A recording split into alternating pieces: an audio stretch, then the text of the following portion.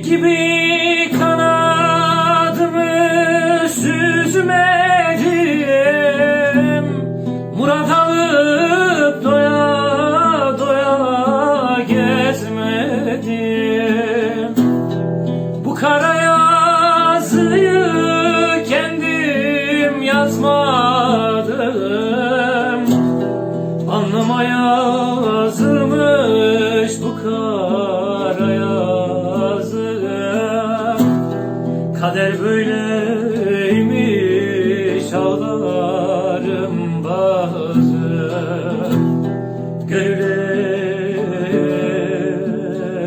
ey sebebim ey, alnıma yazılmış bu kara yazı. Kader böyleymiş ağlarım bazı. Gönül ey sebebim ey.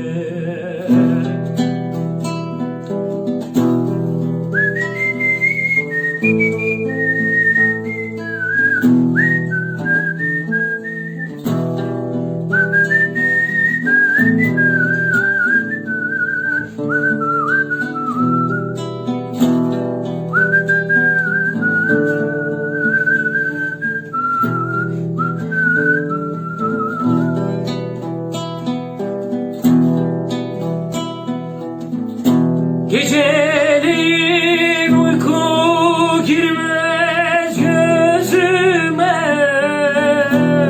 zalim yastık diken oldu yüzüme. Uyuma dedim uydun eller sözüne, alnıma yazılmış bu kara yazı.